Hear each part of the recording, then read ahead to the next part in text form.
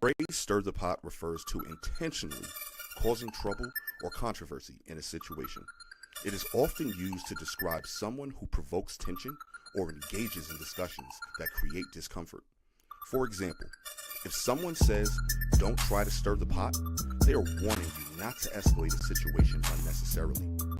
The expression originates from the idea of stirring a pot to mix ingredients, symbolizing the act of stirring up a contentious topic or situation. Well, here at Stir the Pot, that is exactly what This Is Jay, Big Fan Breezy, and Philosophical P specialize in every week. So buckle up for the next 2 hours as the Triangle Offense cooks up that essential flavor. Stir the pot. Come get a whiff. Yo, it's Stir the Pot where we make it hot. Come get a whiff. Y'all already know it's it's P from This Is a Kitchen Sink. It's J from This Is JTV. Y'all can subscribe to those channels. Y'all can subscribe to Stir the Pot. You feel what I'm saying? We got 13 subscribers, so jump in the chat, jump in the comments. You know what I'm saying? Like the page. You know what I mean? We finna get into it, man. You already see what the title is, so yeah, man. I'm gonna talk my shit, man. But shout out to P, shout out to Jay. Last time we did an episode was trade deadline.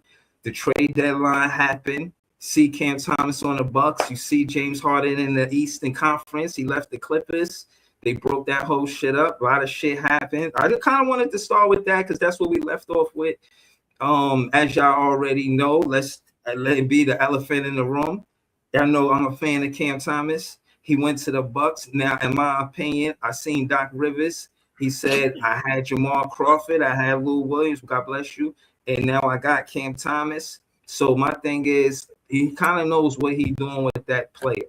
And I just think far as being attentive to what they want from him in basketball, it's going to be more in unison between Cam Thomas and the Bucks than it was with the Brooklyn Nets. But if y'all want to know how I feel about it, yeah, I feel like the Brooklyn Nets made a mistake. But I do like Nolan Traore at the point guard. I sometimes wonder what it would be like with Cam Thomas and Nolan Traore in the backcourt. But for now, we got Nolan Traore and Diego Domingue. I'm happy with that. I'm happy from what I see as rookies. And to be honest, I wish Nolan Traore did this from the beginning of the season because he would have been right with Diego going to the All-Star weekend. You know what I'm saying? But yeah, man, how y'all feel about the trade deadline, man? What's the word, y'all? Let's go peep it up, Jay. Oh, man, I mean, moves were made. Anthony Davis to the Wizards. I just read today. That was crazy that so usually like when stars of a certain magnitude are about to get traded, the team will talk with the player and their agent about what's going on and everything. And I just read today that they didn't tell Anthony Davis, Rich Paul nothing. They just pulled the trigger. So that was kind of interesting there. But I think, that was a big move there. Definitely James Harden going to the Cavs. That's paying off immediately. Like the Cavs been balling the last couple of games. They done jumped up, I think, to like 4th or 5th in the East now. Did you see that Harden and Mitchell had 32 points together in the fourth quarter? That's tough. Yeah. That's exactly what you need with a Donovan Mitchell, a smaller two guard, so you need a bigger point guard than Harden to balance that. You know what I'm saying? And that was my thing that I always told you with the Nets with Cam Thomas. If you're gonna have a 6'3" point shooting guard, you gotta have a bigger point guard to be able to switch off and guard them two guards to keep the backcourt fluid. So that way you ain't running too many crazy switches with the 3 coming down, guarding the 1, and now you got Cam Thomas maybe stuck on a small forward sometimes. So, you know what I'm saying? Like that right there, you just can't do that. So, that's a big move for Cleveland. I think they might be the biggest winners in the trade deadline. That was my next question. Is that the biggest? Because impact-wise, I would say yes. That's immediate. Yeah. I think that's huge for like right now, immediately. Because Cleveland had to do something because they was struggling. Like, you know what I'm saying? They did not come out off to a good start. They really haven't had a good season. I think they were like 7th or something like that at one point in time. You know what I'm Right. saying? So this Remember, dude, Donovan Mitchell, whole point of being with the Cavs is to surpass what he did in the playoffs with the Utah Jazz. He felt like he couldn't go no further, with right. Rudy Gobert, whatever. And so, what's the furthest they went in Utah I think with like Donovan? second round, like you know what I'm It was saying. only So the second round, right? but at this point, you got to realize though, all right, if you was doing that in Utah, and now you're doing it in Cleveland, and it's different players, like maybe it's not a them problem, maybe it's a me problem. You know, maybe if I'm Donovan Mitchell, I got to look at the mirror a little bit. Because no matter where the destination is, no matter what the roster is around you, you just a second round type dude. But I'm gonna agree that it's hard. What do I have to do to stop doing this? Yeah, I mean, he did play bad when versus the Knicks in the playoffs. He had a low field goal percentage. He wasn't good. You know what I'm saying? And to your He's point, a Mets Harden, fan. That's why. Because he's a Mets fan, and he saw that blue and orange in New York, and he got starstruck, I guess. Because he's from I think Long Island or something like that, or upstate, something like that. His pops, I think, still works for the Mets. His pops worked for the Mets for like 30-something years. Yeah, I want them to be good enough to take the Knicks out the East. Like I'm petty that way. I don't want to see the Knicks win the East. Like I think Cleveland could beat them, but the Knicks is tough, man. You know what I'm saying? It's hard to say that a lot of these other teams could beat them. I mean, the Bucks just Detroit beat could beat them. Orlando. Boston could beat them for sure. And Detroit. You said Boston and who?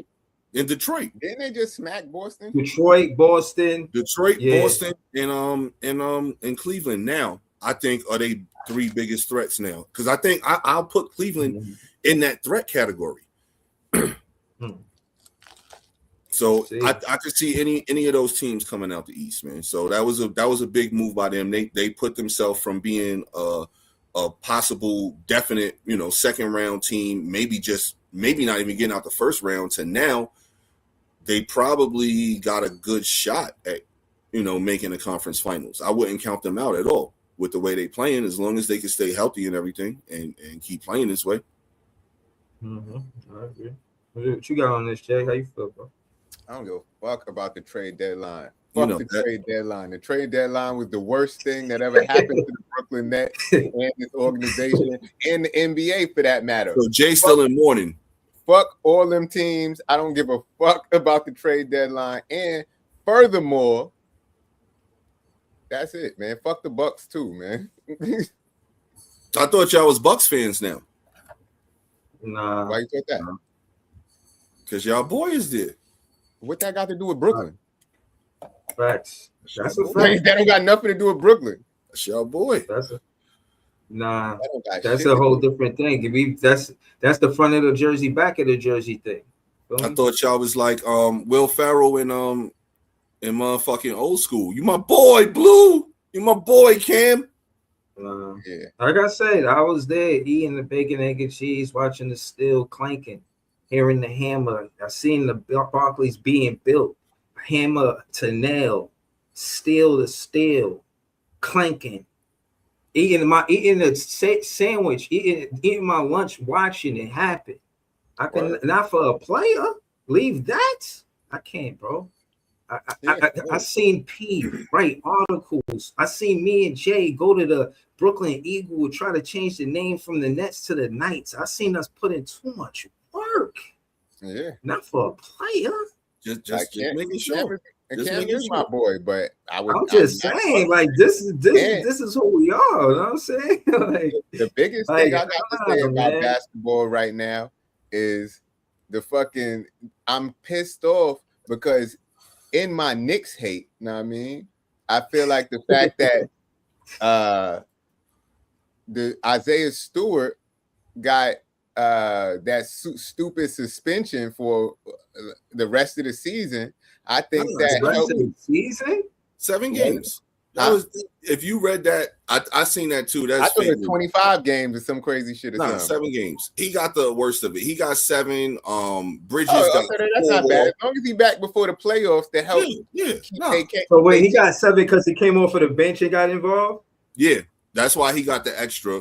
And then Bridges got 4, and then Jalen Duren got 2, and the other dude, I can't remember who the other dude was, but he got 2 too. Ooh, Diamante?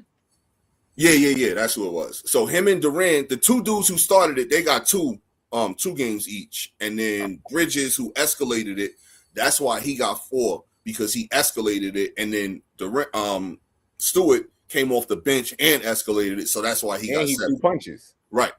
But Bridges threw punches too. Right. Yeah, you seen them on Twitter. So that's what they call it, escalating. You know what I'm saying? Melo and I think it was Melo and Bridges was talking shit to Isaiah Stewart, and he was like, "All right, well, let's just get in the octagon then." Both of y'all. Oh yeah. That, y'all got. I forget what's his name. His name is like Timpanat or something like that. Where he does the dude that do the voiceovers of them, what they really saying, like Timpanat or something like that, bro. I watch all his content. He had it. He was saying what happened. Nah, I don't. But to your point, the conversation before the mush, it was physical play, and he shows that part of it. Like it was a build up to what y'all said his name was. Diamante? Who he fought, Durant, who he mushed, Diamante, or whatever his name is. Yeah. Him. They showed him and Diamante. They was going back and forth, cackling at each other, and it was getting physical. You know what I'm saying? Before the mush, it was actually real physical, a lot of physicality between them two. You know what I'm saying? And the mush came because a chatter, and then like Diamante, like because I guess he know the rules. You see him intentionally like charging with his head. And that's when you see Durant like, and he say something. I forget exactly what he say, but he say something when he mushing him like, "Yo, get your head, big head ass out of here." Some shit like that. He said. But I'm saying that to say that I'm not gonna lie. I'm glad it's not for the whole season, and it's only 7 games, because I thought that with Beef Stew in the playoffs last season, they could have beat the Knicks. You know what I'm saying? And he wasn't there because he was hurt, respectfully. But at the end of the day, he wasn't there. So it's like, if he's there this year, they can, you know what I mean, probably come out the East. You know what I mean? So I don't know. Yeah, that was what I was trying to say. I just feel like that would mess up what Detroit got going on and lessen the chance that they be able to beat the Knicks when it matters the most. And I got to make sure that actually happens. But what I was trying to ask y'all, did y'all see what I sent to the group chat? No. What content? Apparently, these dudes had beef since high school. Oh, Bridges and Stewart? No, Durant and Diabate. Oh, all right. Like they got, this is them in high school going at it. They've been competing versus each other. They've been at each other like that. Ain't nothing changed. They got the same crew. They was ready to fight each other in high school, and they go Diabate over there somewhere. But this been brewing in the pot. Now it's heating up. Know what I mean? Right. It's just on a different level.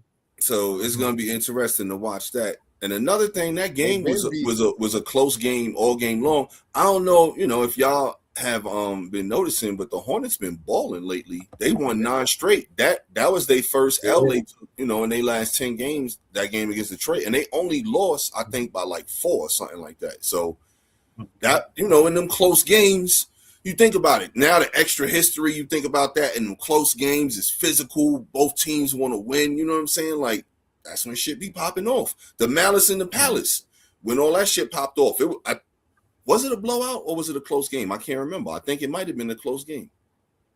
I'm not sure. I figured. Did you put it on the vertical or the wide joint for mine? Pause.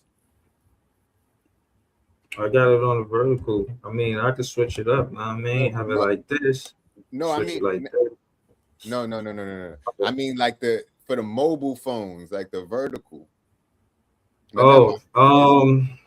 I ain't gonna hold you. I've probably skipped that part. You know what I'm saying? I probably just, did the page, and I was sending the email to P, and all right. I'll get that shit next time. I always wanted on the mobile, but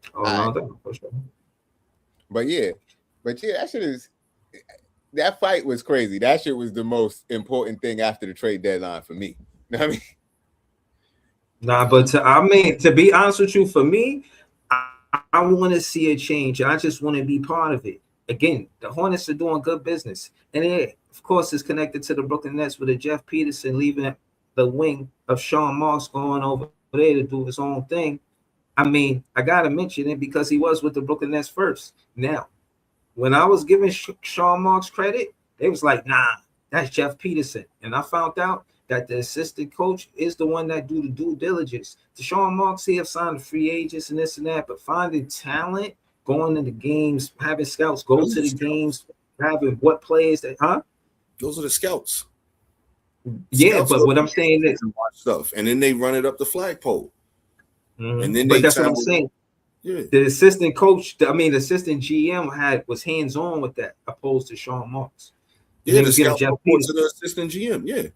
Facts. That's how the chain of command. You know, it's chain of command and everything, man. So, you know, the dude all the way at the top not talking to everybody because that's a lot of people for him to talk to. So, it's people delegated in those positions to talk to them on an everyday basis about things. They say hi at the Christmas party and shit like that, but you know, Sean Marks wasn't really in there talking with the scouts every day. You know. Yeah, I really don't want to make this about the Brooklyn Nets, but I can't help but notice that people or that would work with the Brooklyn Nets when they leave, they become successful, you know, in their own right. You know, they doing good things, and I'm just acknowledging that. You know what I'm saying? Now that being said, I feel like they're a playoff team this year, straight up. I don't know their record. Playoff team this year, Charlotte. They'd be a play-in. I don't see them going to the playoffs. Like, okay. I could see them maybe winning a play-in game. You know what I'm saying? But it's still a lot more to do. And the bottom of the East, the playoff bracket at least, is not terrible at all. When you think about when it all settles, if we looking at Cleveland, Boston, the Knicks, and Detroit taking the top 4 spots, then that bottom 4 are going to be Orlando, Toronto, Philly. You know what I'm saying? Those ain't total pushover teams, and I don't really see Charlotte beating any of those teams in a 7-game series. I don't trust Philly, if they get out the play-in. You know what I'm saying? I don't see them. Yeah, I don't trust Philly. I don't trust. I trust Philly more than I trust Charlotte. Because when the hell has anybody said they trust the Hornets? We talking Larry Johnson, Alonzo Mourning. Like, you heard anybody really say they trust the Hornets since then? I'm looking at the 1 through 6. The Pistons in 1, Celtics in 2, 5-game gap. The Knicks tied for 2, really, with 35 wins. Cleveland at the 4th with 34 wins. Toronto with 32 wins. Philly with 30 wins. That's 54 games, man. I don't know, man. Things could change. But to your point, yeah, they 4 games away. So they might be a play-in team more than a play-in. Yeah, I can see them being a play-in team. They're going to take the Bulls' normal play-in spot. Because, you know, I seen a joke. It was like the Eastern play-in invitational. Every year, it seemed like it's Atlanta, Chicago,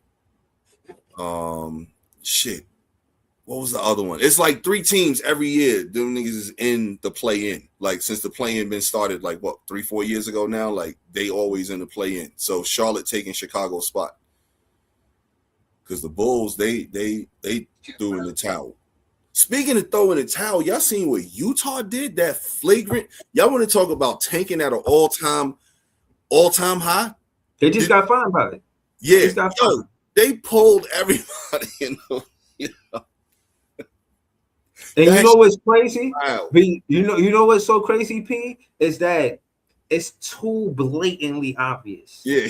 It's the very first game that you make this trade. And the trade worked. The fans there, they loving it. Oh, this is the first day he get here. He's playing great. And they was killing. Yo, they was killing that game. Jay, did you see or hear about that shit? Huh? With Utah? Nah. Yo, they had like a crazy lead. I forgot who they was playing, but it was like Oh, right they after took they their got starters out. Yeah, they's talking about it on Breeze part. yeah. That shit was wild. That shit was wild, bro. Like that's tanking at an all-time high right there. You know what I'm saying? Yeah. All-time high. I don't know where this dude just dipped off to. He was talking about this, and then there we go. Yeah, they should be fined. They are. They got fined. Yeah. They should be fined, flogged, and taken care of. Like there should be some serious penalties for this tanking shit. Yo, they said no science behind this shit. We just gonna be blatant. Like, yo, we too good. No, they got the call. Yo, the coach got the call from upstairs from the GM. Yo, pull them right now. Which one? Right. All of them. Pull all. Yo, and to me, that's the wildest shit because again, like these dudes, when I say dudes, like I speak from a fan perspective, bro. They came to the game, they watching the trade happen, like, yo, we got these seats. I can't believe we got these seats. We whooping ass. And again, you gotta remember, they was hype already about Keontae George. They watched him play, develop, and become something. And instead of again having a fan base go through all of the the years of player development for the team to get better, and then have a situation where Triple J, an all-star, come to your team. You already know Lauri Markkanen is that, especially in Utah. They love him. You know what I'm saying? And then with everything going on with Ace Bailey, and he not even somebody that's primary like that. But y'all get Triple J, y'all got a 3 big lineup. Bruh, the fans, they the ones who probably kicked up the most dust. Check on their content creators. Like they got a Utah fan like Big Fan Breezy or some shit like that. Like, bro, I'm telling you, they was probably spazzing. Like, nah, these things too obvious. Like, things probably had parlays and shit. You know, nah. How they going? Remember, they were saying that. Remember, because again, think about how they probably had a voice too. Imagine fans going like, yo, how you gonna sit him the whole fourth quarter? That's some bullshit. I need him to get one more point. He had 22 points. All I need, or whatever he had, and he needed to get one more point, and he just sent the whole fucking fourth quarter. And you trying to tell me y'all niggas ain't ranked? So again, the fans got a voice. The fans definitely got a voice. College tuition was lost over that dumb decision right there, man. Shit like that, man, for real. Not to say that he should have put his money there, but at the same time, you know, how you gonna tell somebody where to put their money, man? No, right. But case in point is, again, if it is entertaining, let's swing it to the NBA. If it is entertaining, bro, you're not entertaining the fans by pulling those players, and they not hurt. They sitting right there on the bench. That's bold as hell. It's not like they left and went to the locker room, and you know. They're in the locker room like, yeah, I don't know if I'm hurt. You know what I'm saying? This is right That's what there. happened. Like, you got the call. There's no other way. Danny Ainge is still a GM out there, or president of operations, I think, right? Danny Ainge probably called him like, yo, pull him. So yeah, they got it. If that's how y'all gonna do it, y'all gonna do it like that. Y'all bowlers, yo, that's just gonna show the world y'all doing that. Like, and then now you got that reputation that stitches on them. So, yo, here's what probably happened too. He probably seen that not only were they winning, but like all the other teams that had less wins than them around, they were like, yo, all of them niggas lost too. All right, now we gotta pull them. They lost too. We gotta make sure we lose. We can't win and all of them lose. Yo. It's for real, man. Everybody's trying to get to that bottom 3, bottom 4 spot, man. Like to be able to have a better chance at a better pick in this draft, man. And unfortunately, this dude Caleb, man, you know, the word came out today that he got, you know, fractured left hand or wrist. I can't remember what it was, but I was watching the game actually, and I seen when it happened. Like something happened. You know what I'm saying? He went back to the locker room. And then he stayed back there for a while, and then he came back out with his hand like heavily taped, like wrapped up like crazy. But he still came out there and tried to keep balling. He ain't really have a good game, and now it all makes sense why he ain't really have a good game. So, yeah. My whole narrative was get somebody like Caleb Wilson because Peterson is injury prone and yada yada whoop de whoop. And then this happened with Caleb Wilson. I'm saying his name right. Caleb, right? Yeah. Caleb. And my thing is, damn, I did not want that to happen. You know what I'm saying? I didn't want that to happen for Peterson either. You know, I just heard that and I started hearing it because and they do make a good point about Kyrie Irving and everything like that. But I did tell him, like, yeah, Kyrie Irving was nice, but trust me, ain't no LeBron coming for Peterson. You know what I'm saying? So Nah, but that's what I was telling y'all when we were talking about Peterson a couple weeks ago. I was like, that's the only thing that worries me. I'm still going with him number one overall because I've seen enough to know.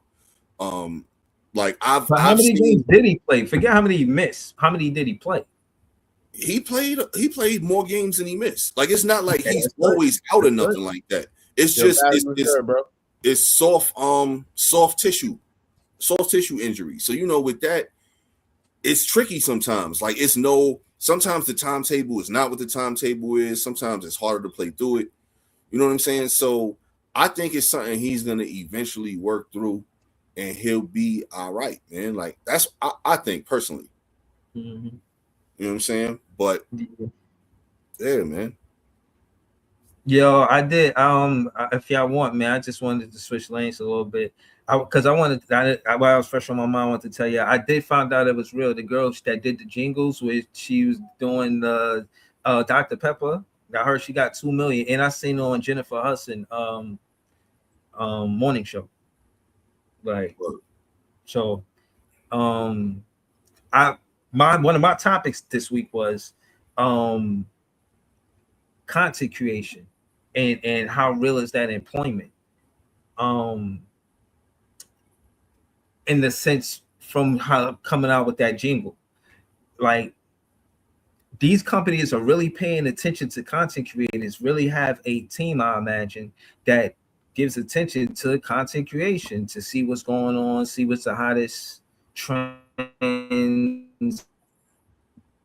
or what not. You know what I'm saying? Yes, the company, like, was it as easy as her just tagging Dr. Pepper or somebody sharing it to Dr. Pepper? You know, and I'm just saying in that sense, you know, of course, usually to get occupations, it was going. Hold on. It's about creating viral moments. If you create a viral moment and you are picking up more traction with their product than they're picking up on social media, because people pay teams to do shit like this. And if your one little video is making more noise than what their media team is doing, of course they're gonna find a way to monetize that. Like, or it only makes sense because as a content creator, if you have a bunch of traction, you are, you know, creating an avenue, like you're creating an audience, and if they can tap into your audience, they want to do that. It's fucking, what do they call it? Social capital. And they want to tap into your social capital if they can. Right. It's basically you scratch my back, I scratch your back. It's the oldest fucking trick in business. And it's no different right now when it comes to content creators, because right now it's a lot of money to be made on the internet. So everybody wants a piece of the pie, man. Like, business is always going to be business. It's just different avenues of conducting that business, really. Yeah. And really it's all about creating the traction, the impressions, all of that shit. If you can get that, companies want to be in business with you because they are trying to figure out how to do that. Right. Like, cause back in the day, you throw a commercial on, everybody who's watching TV has to watch the commercial. Now people don't have to watch commercials. They could fast forward past commercials. They could watch it whenever they want to watch it. So if they find a way to put the commercial into what people are actually watching, and then take what people are actually watching and turn that into a commercial, why wouldn't they? All right. And then, like you said, Jay, too, also people, the imprint, because if you really think about this, so go even deeper. Let's say if you're not just watching traditional TV, cable, that type of thing. Let's say you streaming like ESPN. Let's say if you streaming HBO, Paramount, whatever, you're going to get commercials on some of those things, but it's going to be the commercials that you want to see. You know what I'm saying? Because your IP address, everything that's to your IP address, if you're streaming through your Wi-Fi, your IP address is picking up everything you search, everything you've done, where you work.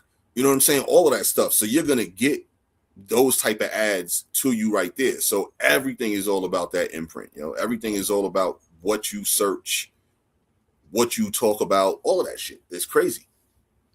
Right. But shout to her though for I forgot. I keep forgetting the jingle, but it was funny. Dr. Pepper, baby, it's good and nice. Do. Yeah, there we go. That fire. Right. Do.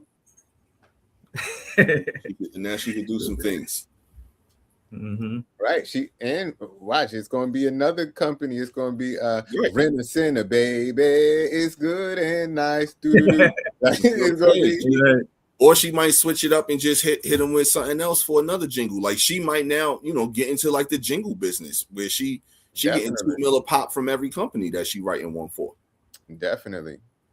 I like the challenges, the content creators that said, oh, as a parody, they're like, oh, word. I seen somebody do a Popeye commercial.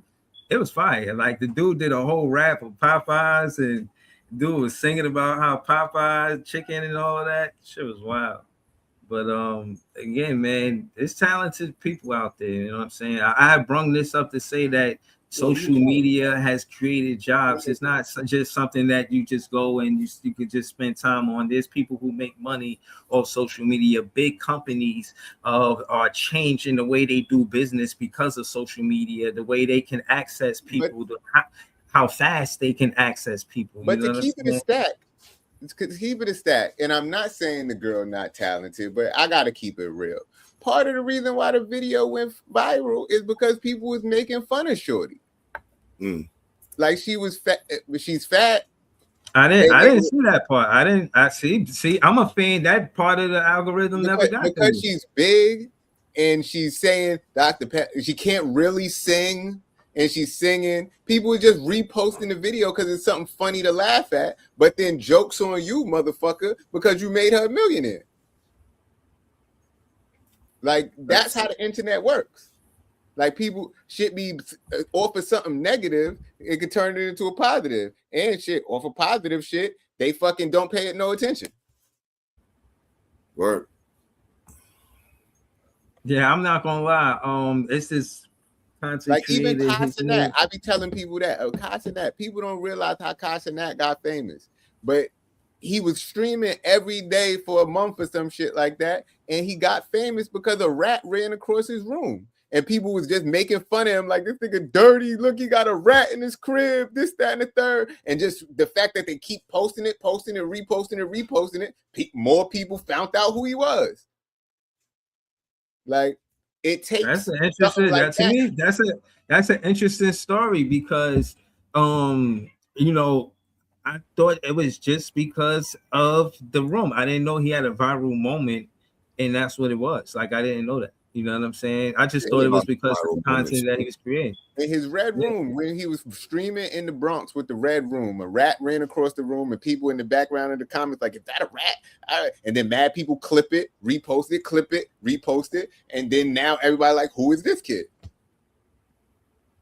Like it be mad negative shit that goes viral, or it got to be something that people never seen before, something like. Yeah, no, that's facts. That's 100% facts. It's not. It's kind of crazy because it's no different than kind of anything if you think about it. Music, art, whatever. Like sometimes some of the most talented people don't get noticed, but if it's just some random moment, some random meeting, some chance, whatever, boom, there you go. Now you got something out of nowhere. It's no different with content creating. It's no different. You can have the dopest show, but not have a ton of followers, but some wild shit like a rat running across happened, and now all of a sudden you buzzing. Oh shit! Look, it's a rat. Right now you buzzing just off of that. It ain't got nothing to do with you. Like that, yo. It's crazy. That's how that's how a lot of shit is, man. Shit, we need a rat to come across the screen right now. Nah, that ain't happening here because I got You got a cat. Predator over here. Got Predator, man. Baby Predator. But Wow. what I will say is plot twist. I like the charisma to all of these different celebrities coming to his spot after the fact. Him having all of it makes sense because of that viral moment. Now that you said that, all of the stuff that he was doing is like he embraced the fact that it happened, opposed to saying, "Oh no, it didn't happen." He like got through it. You know what I'm saying? And I just think that that's part of why he got dope content. Yeah. You got to keep it real. The authenticity is what wins on the internet. For sure. For sure. Once people find out you faking, they don't really fuck with it no more. But the authenticity is what wins. And even with the back to the Dr. Pepper commercial, Shorty was just sitting there being her authentic self. Like it was no makeup, she was just sitting there. Dr. Pepper, baby, is good and nice.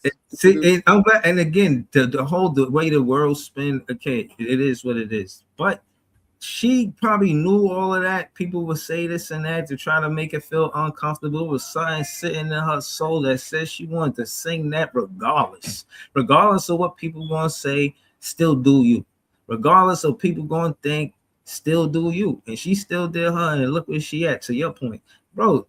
Again, that's what I'm saying. Like, it's just a lot of people to celebrate. You know what I'm saying? I'm just plugging my show, fan of the people. But yeah, man, it's a lot of people to celebrate. You know what I'm saying? Not just entertainers. You know what I mean? But that being said, that is entertainment. So that really wasn't a good example. But yeah, I just think that social media did give a lot of employment to content creation, and I like how companies had, on a business note, change hands and did things differently. And part of the reason why I said that ESPN kind of, I won't say fell apart, but I mean, this is stirred a pot. I do feel like because of the way the internet worked, where you get the super chats, where you could actually contact who you listening to live, that interaction between the fans and somebody actually talking right now with a super chat, that interaction immediately right away changed the way they did things at ESPN. They had to change because the way that YouTube was for lack of better words, consumer to person base, you know what I'm saying, demographic, like you straight to consumer, you straight to clientele, better say, you straight to the people you building with, you straight to them. It ain't no middleman. You ain't gotta wait for a commercial. All of that stuff ain't happening. You could, you know what I mean, hear what you hear on ESPN, then you gotta deal with the commercials, you gotta deal with this, you gotta deal with that. And yeah, they still did good business for a long time, but I mean, I'm just saying, a lot of things is changing, and I think a lot of that contributes to the way social media has impacted the way TV is watched. From, I can't give you an exact date, but you know, that wave been strong for I'll say the last 20 years. Social media have been changing the game for like the last 20 years, been employing people, and I'm just being observant, man. That's all. Word. Yeah, I mean, feel like we done beat this horse dead, man. Yo, y'all seen I know y'all seen the Yayo and Uncle Murder and Josh shit. That shit was hilarious, man. Like, that shit was funny as hell. I wasn't expecting to wake up, what was that, Tuesday, I think, and see that shit happen, man. Did y'all see that? Yeah. Like, who I don't know, like, you think that might have been a prank? Like, somebody pranked somebody there, you know what I'm saying, to make them be on the same plane like that? No, they was just coming from All-Star Weekend, and it's not a lot of No, flights. it was coming from the Super Bowl. Oh yeah, same thing. They coming from a one is the championship, one don't mean shit. Nigga said same thing. Same thing. They coming from a popular place where everybody's at in flights. Like, if you're not flying private, you fuck around, bump into somebody in the airport. Like, that's just But bro, I don't know, bro. From what I heard, the implications of getting into a fisticuff, a scuffle, if you will, oh yeah, you don't kerfuffle on a plane. bruh. It's just ain't worth it. It's just not. Even if you tougher than me, you just can you prove you tougher than me after we get out the airport? Because not on the plane, man. Not on the plane. Like we both could get in some real trouble. You want to entertain people? No fly list, man. That's not good. Yeah, that shit was some bullshit, man. These niggas 50 years old. Relax. 50 like, plus. He threw a pillow at him, man. I cried when I seen that shit. He said, "Yo," he said, "I threw a pillow at him because I know he's soft or something like that." We need better representation and role models. You know what I mean? And I just be hoping. I was hoping that was just content for the podcast because. Right. Ironically, they podcast debuted like the next day or something. Yeah. Because the fact that y'all want to fight on the plane over, like y'all just gonna sit behind this man and flick his ear like y'all in high school. Like, come on, man, grow up. Yeah. Me personally, I feel like it's something not necessary. There's gonna be big interest there, especially when you got Uncle Murder doing the mix. I mean, the every year at the end of the year he do the song. Yeah. You feel what I'm saying? Yeah, he do the wrap up. But now we don't have to wait to the end of the year to hear how you feel about things. You got the podcast, so automatically you got fans that's gonna tap in. If they tapping into that song, they're gonna tap into your podcast. So I just think that it was an unnecessary tactic to get fans to come to tap into their show and see what they got going on. You know what I'm saying? I think, fans are going to tap in. They didn't need that. They didn't need that for publicity. They didn't need that. This is contradicting what we was just talking about previously. What? Well, authenticity? You do need the shits to happen to draw people in. You know what I'm saying? Yeah. The rat running across the floor. You know what I'm saying? The people getting... shitting on Shorty, reposting it as a joke. You know what I'm saying? You do need the shits to gain popularity. So you can't really, you know what I'm saying? Which segment is real? Which segment isn't right here? You know what I'm saying? That's how I just feel right there. You seen your flippity floppy right now, man.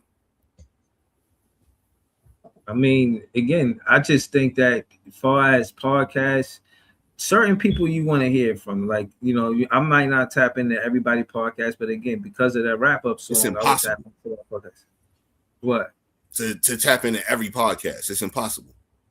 Yeah, right. Of course. You know what I'm saying? But that one, I would tune in, especially for the first episode. Like, I didn't need that to happen for me to tune into the first episode.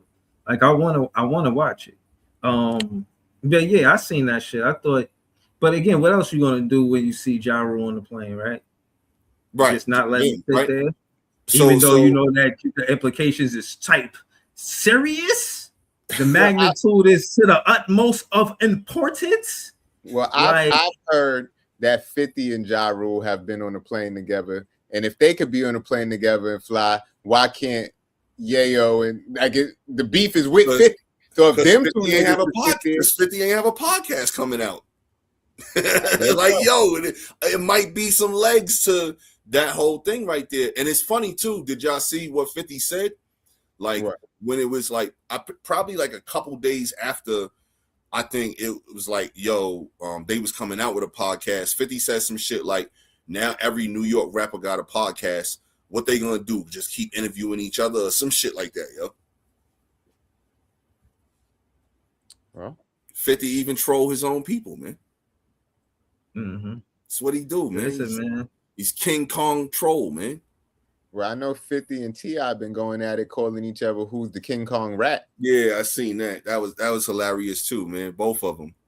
Papers and this, you a rat and this. It all started out, I thought they were supposed to do a versus. Now they sitting here and doing this. So maybe they starting up the controversy to get everybody hyped for the verses that's supposed to be coming out maybe soon. I don't know. Can't look at nothing just straightforward anymore these days. And that's the flip side to the internet just being the monster of causing everything in social media. Like, that's the flip side of it. Because now, what's real and what's not? Like, what are we just doing just to get some controversy stirred up to get the people talking so that way when our shit drop, everybody is focused on it? But me, I'm gonna stay focused on what I really care about. Like the whole thing with Ja Rule and this and that. That ain't gonna distract me from the fact that Fab laid that verse. And I ain't hear nothing from Lloyd Banks and everybody trying to say they want to see Fab versus Lloyd Banks, but I ain't hear no response from 50 Cent. So I ain't hear nothing from 50 Cent, and I ain't hear nothing from Lloyd Banks. Lloyd Banks and 50 That's my point. With each other. So, like, for them to throw Banks in the whole Fab shit, it's like you had a better chance. And it's not a comparison with Yayo or Uncle Murder, but like Banks don't rock with them. So that was like I didn't get that at all. But I get maybe people want to see a versus between two dope lyricists. Yeah, that would be dope. But like the whole 50 aspect of it and all of that, hoping that he was going to jump in because of that. Nah, like hell no, that shit wasn't going to happen. So what about what you said? What is he somewhere cooking up an episode? Is that what's happening, Pete? Who knows? Is he? All I know is he parlayed that shit into a DoorDash deal. So, like I said, 50 playing chess, man. He's not playing chess, man. Like, can't be mad at a DoorDash deal during the Super Bowl, I think, talking about bringing beef to your door. Pause. You know what I'm saying? But like, and it's 50 right after he just finished getting into some shit with somebody else. Remember, like I keep saying, how did he come out? He came out swinging. How to rob? You know what I'm saying? Like, and that was his first mainstream joint. Like, yeah, everybody else know Power the Dollar shit before that, but How to Rob, like, he came out swinging, man. So I expect nothing less from him, man, but to just try to pick and start every, situation that he possibly could, man. That's he been doing that shit to blow up before. He's the master of all of this this social media beef shit, the social media controversy shit. He's a master, man. I can't be mad at that DoorDash thing. If that's his response to his Fab verse, that's a hell of a response to Fab. It's not a response. It's that he turned that into more money, like into a big deal. Like, well, I don't see what Fab got to do with that, but I see what you say. But no, I'm saying because it's like, all right, he just finished getting into some shit. I wouldn't even say Fab. I would say to the world. See, again, y'all looking at it just for music. To the world, they was kind of looking at it more Jim Jones and 50 with that shit. Yeah, I get what you're saying. 50 was talking more shit to Jim directly, and Jim was responding back to 50 directly. You know what I'm saying? The back and forth with that shit. So the world is looking at it from that, as opposed to they're not just looking at it from a rap battle. Like Fab had bars. No, I'm with you. Absolutely. I'm with you. This shit is so much bigger than that. 50 got a commercial out of this shit. Right. Yeah, the reason why I don't think the Fab shit had anything to do with it. Like you just said, like that shit ain't have nothing to do with it. It's just that was a moment in music, but nigga, 50 troll everybody every 2 days. So even without that, the DoorDash deal is still there. No, definitely, but it's just the timing. It's just the timing for optics. If you look at it, it's like, 6 weeks ago, 5 weeks ago, however many it was, this shit just popped off, and now this nigga smiling on TV talking with DoorDash. Come on, man, like that shit is beautiful. Yeah, listen, I get that part where he's using the attention to do deals to say, look at the traffic that I can bring based on the attention that I get. If you look at that DoorDash, hey, listen, that is some Chappelle shit. I get you. I understand that, but. And you do make it more than rap when you do that. I cannot take that away from you. Did y'all watch the DoorDash commercial? Yeah. That Fab versus he's talking about Ja Rule, he's talking about Floyd, and he's talking about Puff Daddy, 3 niggas that he beefed with on the internet, out in the open all the time. So it got nothing to do with Fab at all. Well, he also talked about them 3 because Jim Jones and Fabulous are not people that anybody watching TV is gonna be like, yeah, that's why I got you say Jim Jones, they're gonna think about the mass murderer. You know what I'm saying? They're gonna think about the nigga from back in the days. You know what I'm saying? Like, damn, Fabulous, they're gonna be like, he could have just as easily as he pulled out some combs, he could have said, yeah, and I'm feeling fabulous, but he didn't say nothing about Fabulous. Like that wouldn't have been good TV. That wouldn't have been good TV, man. All right. I'm just No, I'm not saying not about it. I'm not saying it was a has response. absolutely But you're looking at it and thinking that I'm saying it's a response to it. Nothing about that. What I'm saying no, that's is what Breeze is saying. I'm saying that's he parlayed it into a deal. That's what I'm saying. Like, I think but he didn't. He parlayed the beef with Floyd, Ja Rule, and Puff into a deal. Fab had that was put into the commercial for a 30-second spot. You can't fit all of the people who he has put him into that commercial that he has beef with into a 30-second spot. Like, if you sat there and just listed all of the different names that he's beef with in the 20 plus years he's been around, come on, man. That shit would take a whole like 3 minutes, man. That shit wouldn't be 30 seconds. Listen, not to say it like that, but this is connected to the social media conversation because 50 Cent uses social media for currency. Goes to these companies and say, yo, look, this is the leverage I got based on attention that I can bring to your company. Everything that 50 do, he attached Branson to or whatever he's selling to a tweet.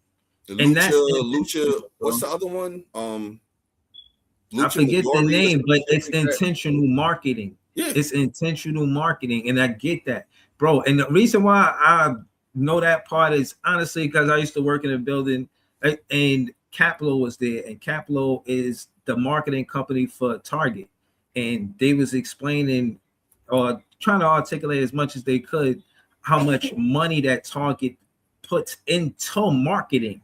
Like Caplo always had extra stuff, extra stuff, just because Target will pay them so much money because they will make so much money contingent on the marketing.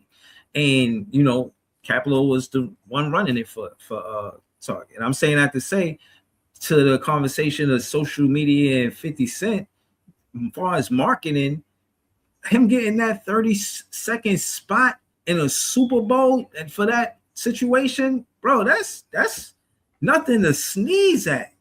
That's a lot of paper. And I'm not even a paper guy like that. I'm just saying that's what people do for social media. It's about attention. How much traffic could you bring their brand or what they selling?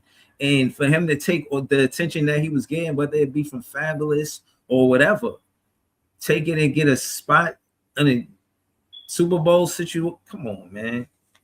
He knows the business of social media. He is somebody that is savvy on the business side of things when it comes to social media. And it's dope because he's like in the beginning of it too. He was there before Facebook, Instagram, all of that. He's seen it being born into what it is. So, you know, I mean, that's fitting.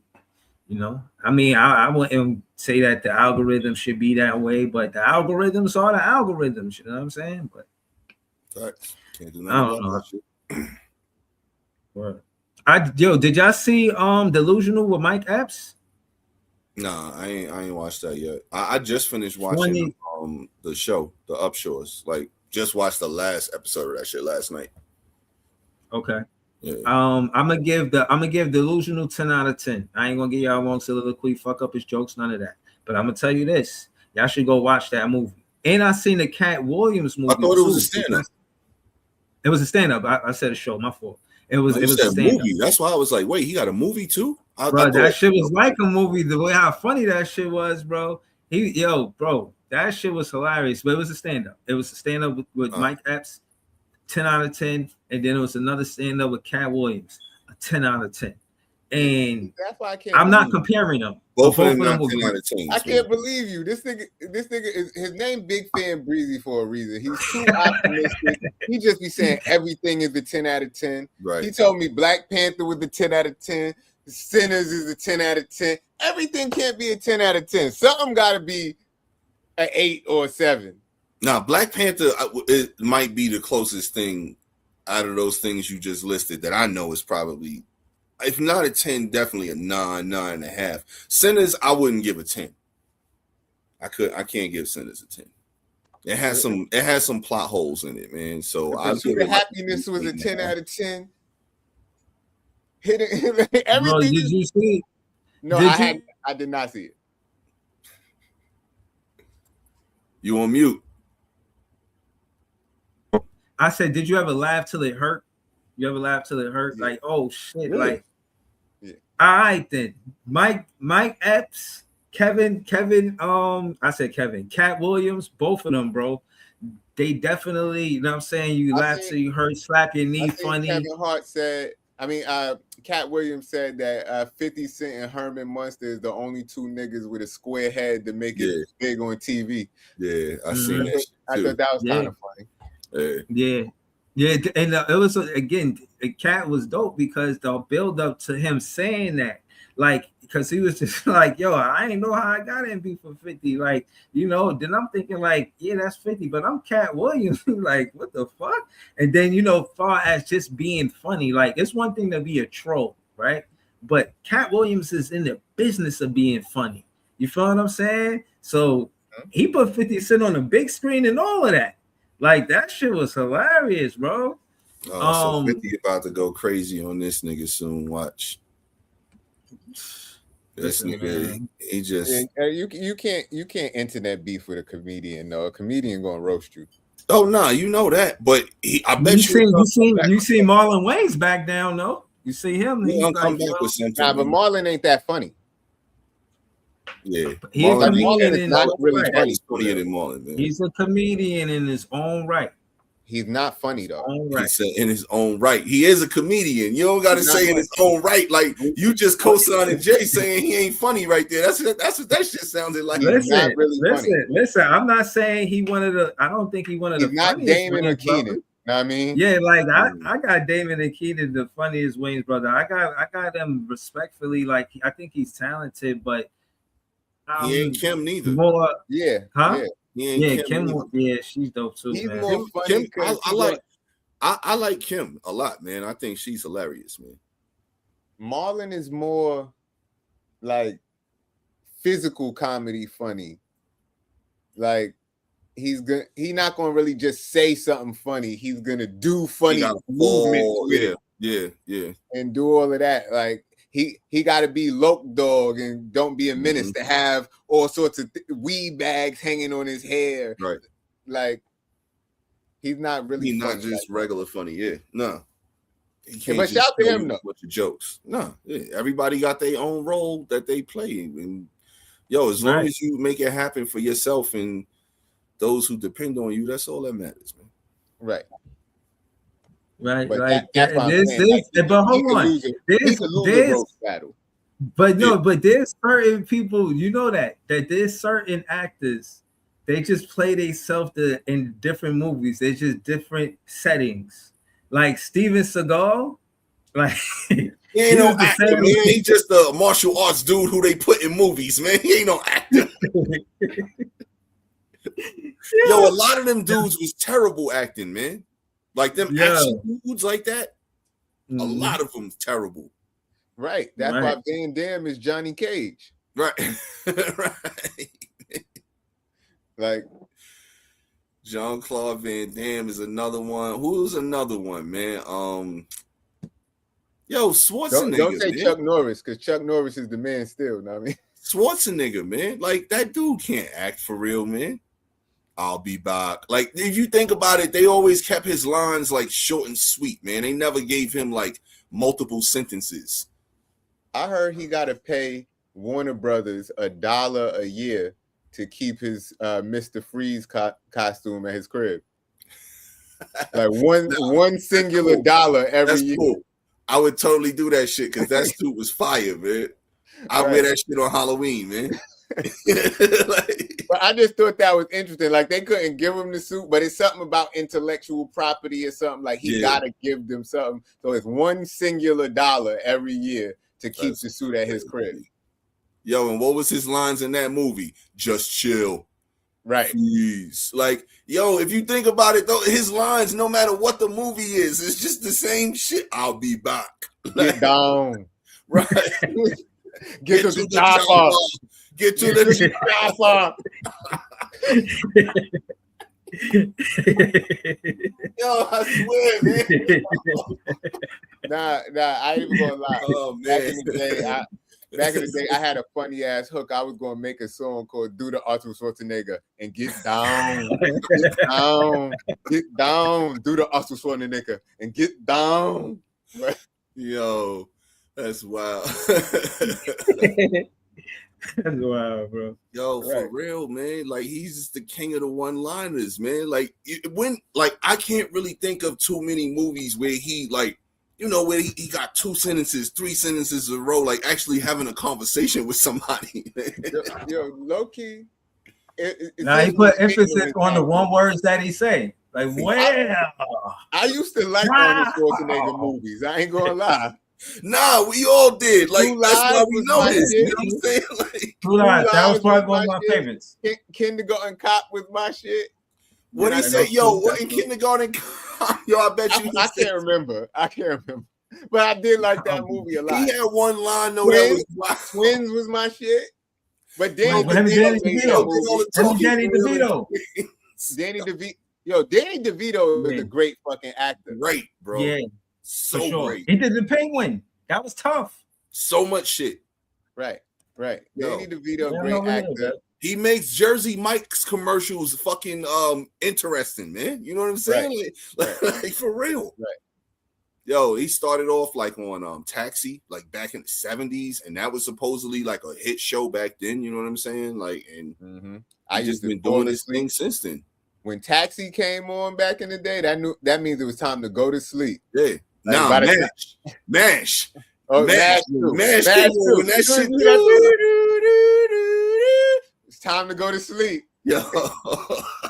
I hated that show. You know, I don't never use the word hate, but I hated that show. I didn't have cable. I felt poor, man. I'm like, yo, man, I hate this show, man. Like, this shit is crazy, bro. That's when I wanted cable, bro. Like, yo, I couldn't stand that show, people bro. Love that show, and like for whatever, like our era, like we knew, like like Jay said, it was time to go to bed. Like Bree said, yo, hated that shit. Like it was a wrap when that shit came on. Like it was over. I said, damn, this all I got.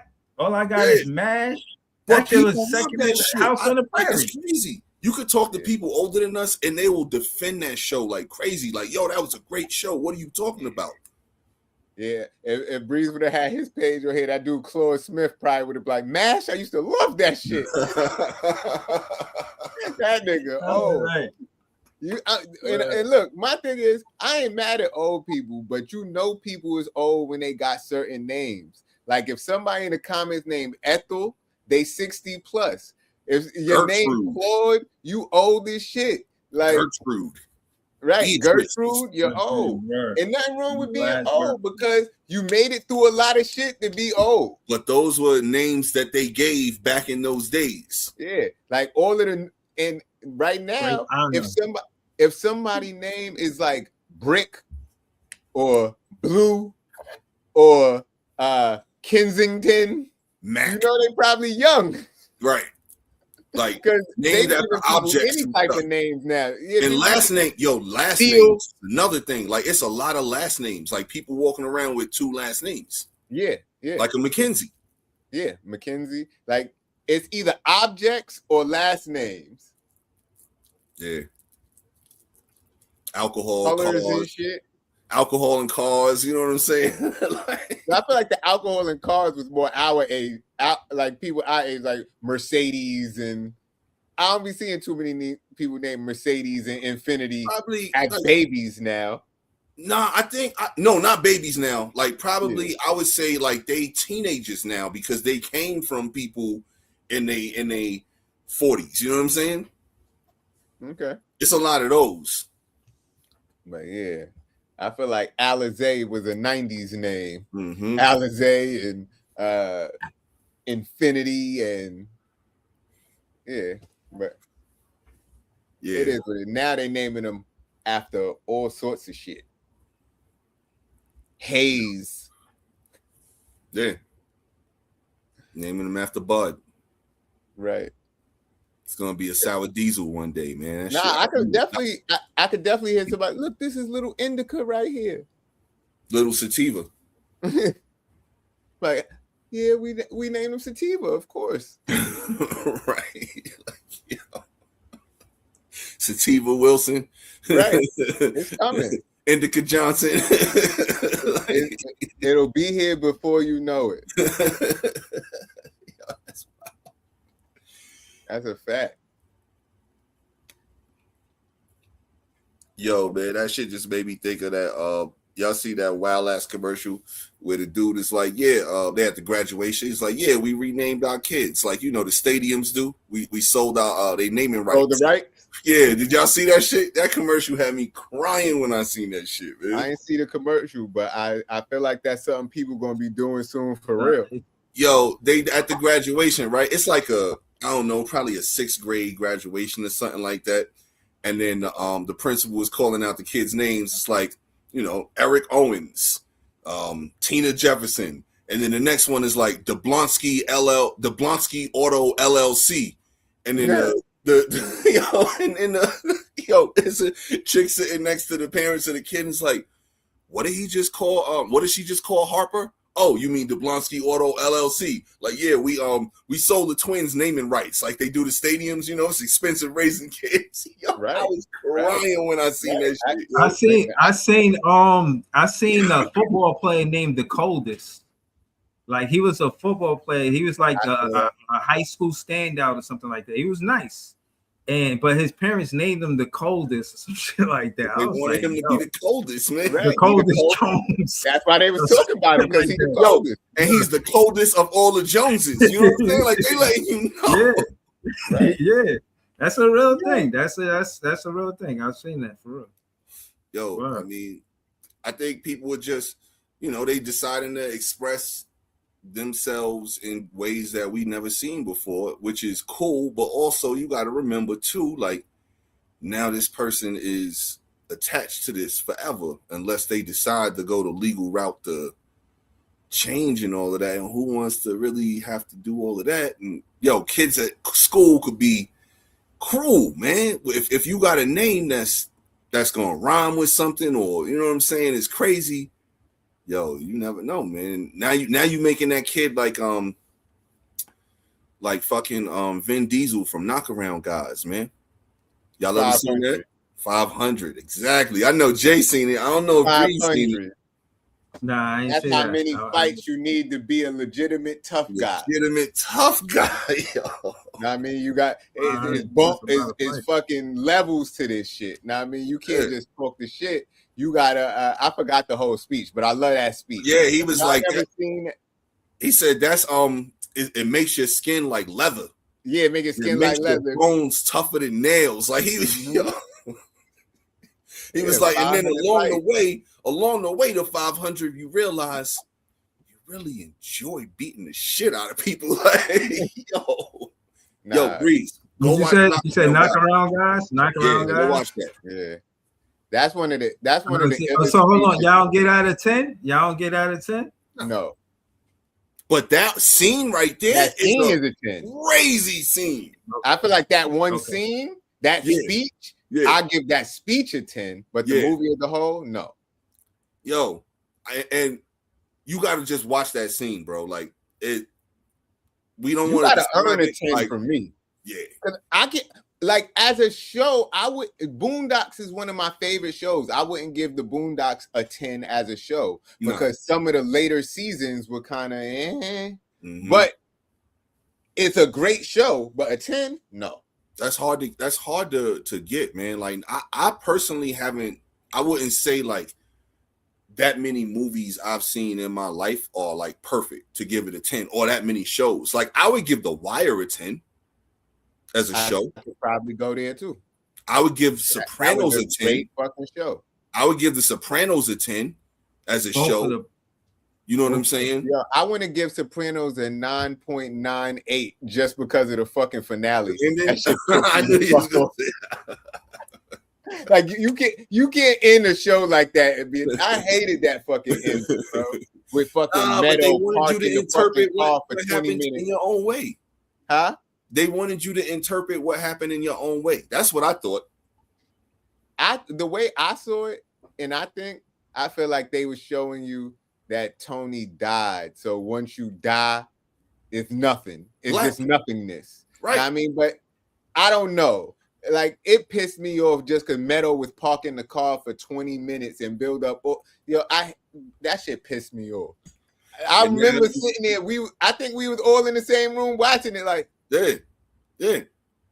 Just like I was so pissed. But again, I had to go back and watch it, and like Yeah, after watching it a few times, I'm like, all right, I think they want us to take this character wherever we want to take him because the character is no more. Yeah, I watched a bunch of think pieces on it. I watched Match. Man, that shit pissed me off. Clean. I'm still giving it a 10 though, man. I'm still giving that shit a 10. The reason why I think I got lucky watching The Sopranos is because I got the binge watching. You know, that week to week shit is bruh, that shit a lot, man. Because I remember catching up to Power. But to just again to your point, yeah, both of those shows, The Wire and The Sopranos are 10. I agree with y'all. OG Power, I'd probably give it 8. Okay. Yeah, I won't debate an 8. I'll give Raising Kanan a strong 9, almost 9.5. That's to me the best out of all of the Power shits. Raising Kanan is fire, nigga. Okay. Yeah. They do got an 80s feel to it. I ain't gonna 90s. 90s. Yeah. That all shit, the gear, like the everything. And it's basically Kanan's backstory, him when he was a teenager coming up, getting into the game and all of that shit. But the characters on that show are really good. That shit is well put together. Like, yo, I'm actually rewatching that shit right now. I never watched it because I didn't like the original Power. But I just feel like y'all seen it, and you could tell me this. I feel like Joey on that show was acting like Lex. Like he took some of Lex energy and put Lex energy into the character. He ain't like Lex. Like I see, you know what I'm saying? He ain't up, but he is kind of a little. I could see it a little bit. You know what I'm saying? Like, because I saw some of the scenes from it, and then I feel like he was trying to take some of Lex's mannerisms and put it into his character. But I could be wrong. I don't know what he was doing, but it just seemed like it to me. Nah, I could see a little bit of what you're saying. Like I said, I just don't see, like, you know, nigga Lex. I think about Lex like, you know, he up. You know what I'm saying? Like he ain't up. And Joey's character Nick ain't up like that. You know what I'm saying? But he is kind of on a little bit of what you're saying. I could see it a little bit, like knowing Lex, you know, and watching the character. But nah, I'm telling you, that show fire. You like, I'm telling you, if you watch that shit, bro, you'll be like, nah, I like this, and you'll watch the whole shit. The last season coming up, so that's why I just started rewatching it from season 1. And yo, to me, normally season 1s in shows take a while to like build up. This shit out the gate is like, because me rewatching it, I'm like, oh shit, I forgot all of this happened in the first 2-3 episodes. You know what I'm saying? So yeah, that shit crazy. Yeah, I might check it out. It's the best out of all of them. The worst out of all of them was Tommy's shit to me. I've heard that. Tommy's shit was probably like a 6.5, 7 on a good day. The ghost shit was alright. It was cool. It was a little worse than the original one. Probably like a 7, 7.5. Game of Thrones was good, but I wouldn't give it no 10 neither. But yeah, I never got into that. Game of Thrones was a good ass show because usually I don't like all them period pieces and old Dal and Doth and this, but that shit, once I started watching it, it got me into the show and made me care about what the backstory was. So then I had to go back and watch it from the beginning. And then like after that, had me talking in old English, you know what I mean? That show is just too real. Like shit. Like I don't like shows with dragons and fairies and shit. But in the show, they don't believe in dragons and fairies until you see some shit, and then you're like, oh shit, it's a fucking dragon. Like that's kind of how it got me into it. And it's just like, you know how in some shows the characters got too much plot armor? Like, you know, this character can't die because he the main character of the show. But nah, they was killing off like they make you believe this guy falling, like this the guy right here, this my man's, and then dead. Like nobody had plot armor in that shit, and that's one of the things that I fucked with about that show, because you never knew who was about to get off. Jay, your shit, wow. Oh, my bad. Or is it everybody? Well, what happened? I could hear Jay. He was just talking. I ain't really nothing wrong with his mic, and I don't like that. He was good. P, is your shit wilding? Is you stuck? Yo, froze. You look a little Elsa. Yeah. Frozen out here. Funny as Yo, is that my internet? Like, I don't know what happened. Yeah, you was just Elsa for a second. You was froze. Yeah. Yo, I don't know what. Yo, Breeze, man, you gave me your internet or something, bro? Nah, the fact that they know his internet. They done heard from me. I should call him again. Shit, you done remind me. I need to call him and complain. Facts. Yeah, my shit is crazy. Who is the best internet provider? How about that? I don't know. I think that's regional, man. Maybe you'll hear different places depending on where you are. Honestly, the best one I ever had in my life was CenturyLink, yo. Like, I never had problems with CenturyLink, ever. Okay. That shit was always good. I don't think I ever heard of them. They like a West Coast shit. Okay. So like when I first moved out here, I had them for a couple years, and then I moved out of that area. And out here is super weird. Like this shit, I don't know. It must be like territorial, like crazy. But this zip code, you can only do these dudes. This zip code, that. So over here is Xfinity. Okay. Yeah. I think it's a lot. Yeah. Go ahead. No, I was saying it's a lot of that that territorial shit. You know what I'm saying? That's why I said it depends where you at, you know what I mean? Like they be having they little zone, I won't say wars, but you know, they definitely trying to create some elbow room on where they could and could not be, you know what I'm saying? Like it depends where you at. I never heard of CenturyLink. Like you said, they probably dominating in that one little section. You know what I'm saying? Like we got all of this locked. You know what I'm saying? Nothing fucking with this. You know what I mean? Yeah, we ain't across the world, but with this little area right here, this right here, this us right here. You know what I'm saying? Yeah. So, you know, and I think sometimes less is more.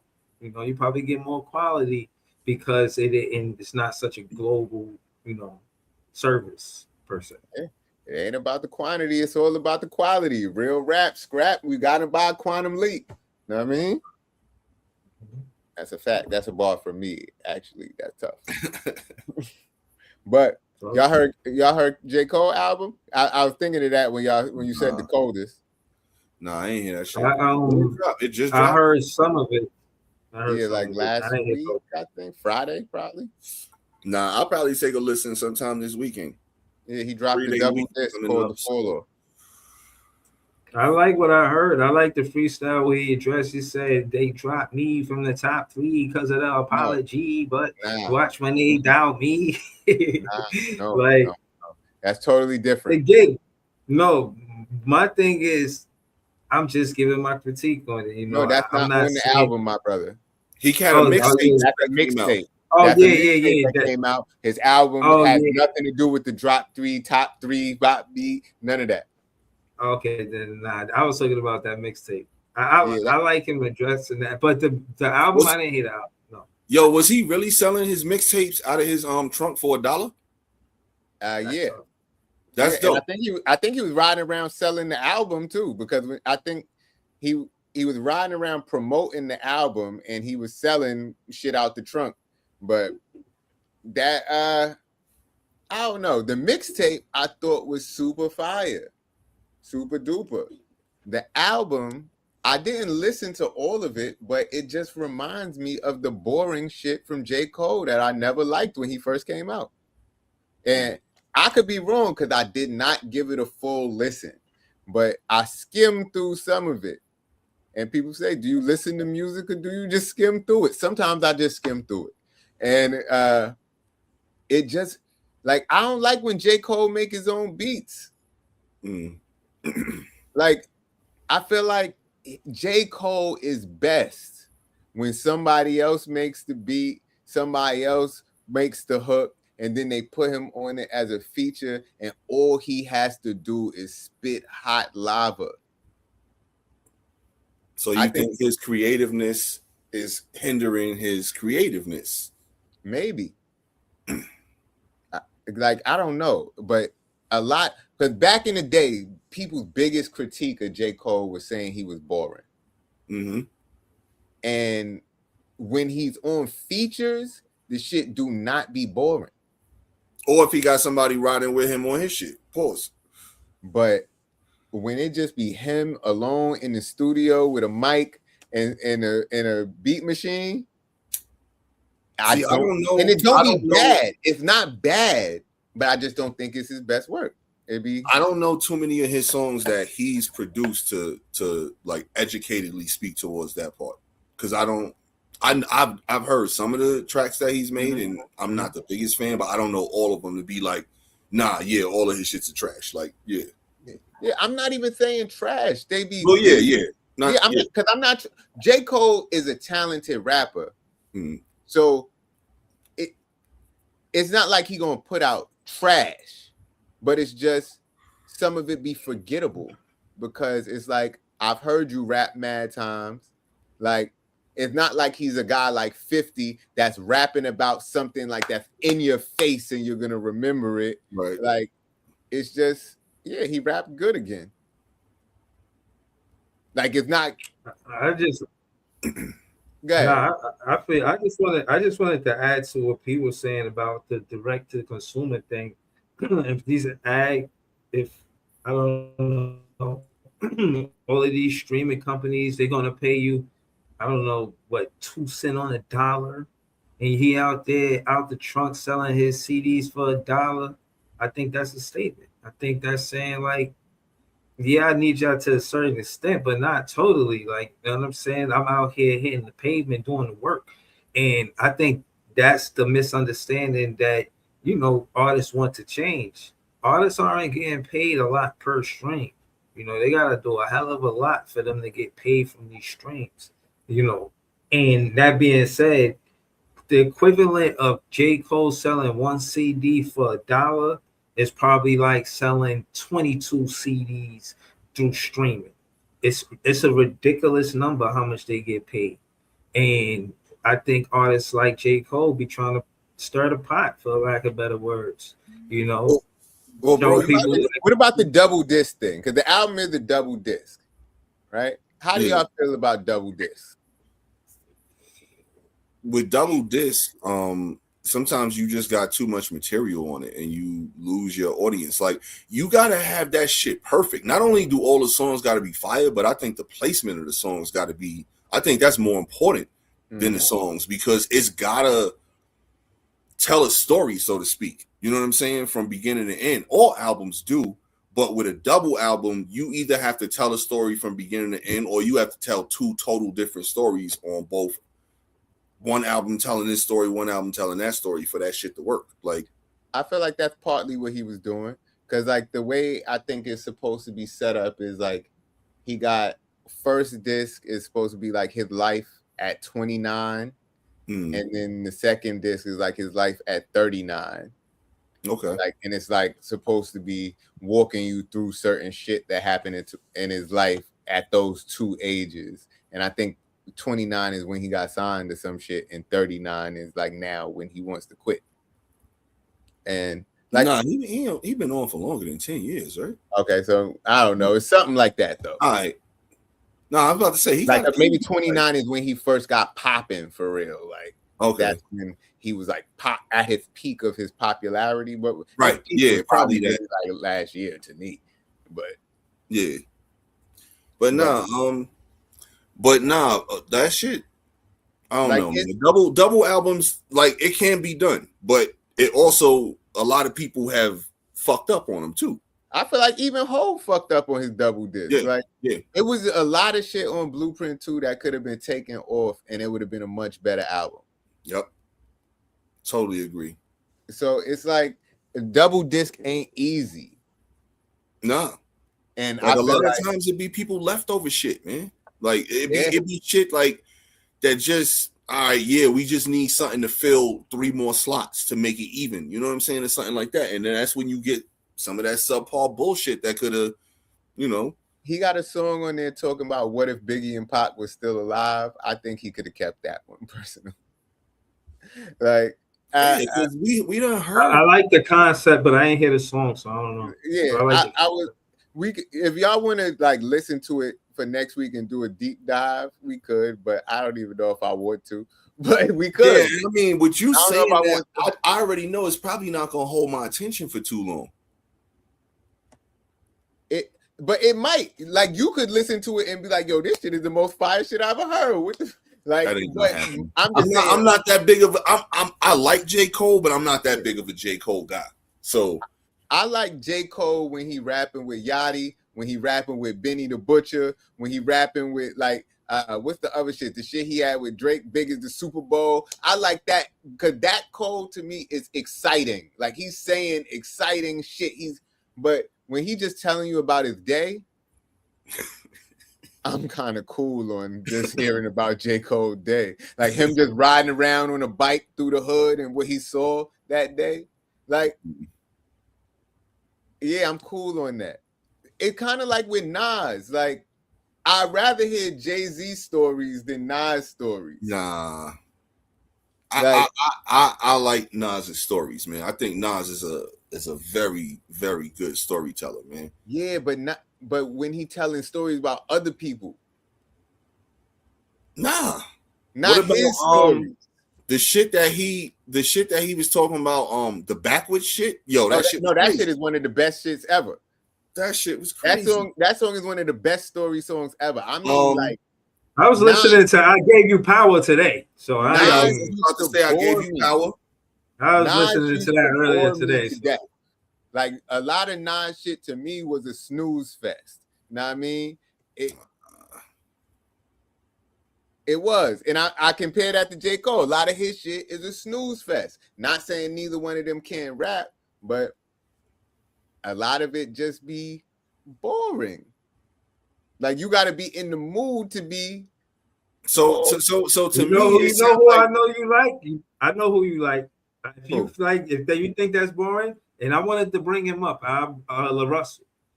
La Russell got good, energetic, fun music. One for two. I do like La Russell. He did something very. To contrast what y'all saying about J. Cole selling his album for $1, La Russell out here selling an album for 10,000. I was just about to say that. I was just about to say that. You know what I'm saying? It's like that's this crazy. dude. Kyrie but not for everybody. Irving. It's really a pay what you want thing. It's like a pay what you want thing. But Kyrie bought it for 11,000. Kyrie Irving bought it for 11,000. Somebody else and again, it's a format where his fan base get to buy in. It's another scenario where they get to buy a song, stock of the song. So if the song do good, they get a piece of the song. Like he doing a lot of innovative business things from direct to consumer. And again, they just trying to avoid all of these streaming services who make the cut unfair. It's an unfair percentage. You know, you get a little, they get a lot. You know what I mean? And I think he did a lot to avoid that. And shout out to La Russell for the way he's doing business. But I'm glad he just got signed to Rock Nation with Jay-Z. But hold on, I'm glad you brought that up real quick, bro, because that's been the music business forever. If you really think about this, you think artists got money off of the radio play back in the days, or Hot 97 or KISS or BLS or any other station across the country? No, the record companies had to basically pay the radio stations to play the records. And that's why records be in constant rotation, because those was the record companies, they were paying more money for those songs to be played constantly. So that's always been the music business. What streaming is, what the radio used to be, all that is basically advertisement for the artists, for people to hear their stuff. So now they can make money off of everything else. The shows, coming out to the shows. If you're on the radio, they want to come to the show. Bro, so streaming ain't really the villain here. That's just how the music business has been set up forever. Yeah, but that percentage, as far as what they were showing, was crazy. Yeah, Right. but I mean, bro, like this is what I'm saying. Like the radio wasn't giving them shit. The radio was, yo, you could come up here and have an interview. That was how you got paid. Yeah, it's just I seen people giving LaRussell a lot of flack just for the fact that he signed the Rock Nation and he's been championing the independent shit for so long, and now he's talking about independent, but then signs to Rock Nation, and they talking about J. Cole, who was on Rock Nation for so long, and now he's likening his time on Rock Nation to slavery on the album. Wow. So I don't know. It's just a lot of like juxtaposition between LaRussell and J. Cole right now. So I'm curious to see more conversation about that. I think the difference between and you know, shout out to Wu-Tang, because I met Wu-Tang trying to sell me a t-shirt on Franklin Avenue, bro, on my way You to met the football practice. whole thing? Yeah, it was a lot of it. It was there was Wu-Tang fan. We got the t-shirt. Wu-Tang, you say I met. Oh no, but I'm gonna keep it real. It wasn't. I didn't see Method Man. I didn't see Raekwon. But it was just a bunch of niggas repping Wu. But yo, they didn't look like salesmen. I'm gonna keep it real with you. Like, yo, yeah, we got these t-shirts. I'm like, nah, I'm good.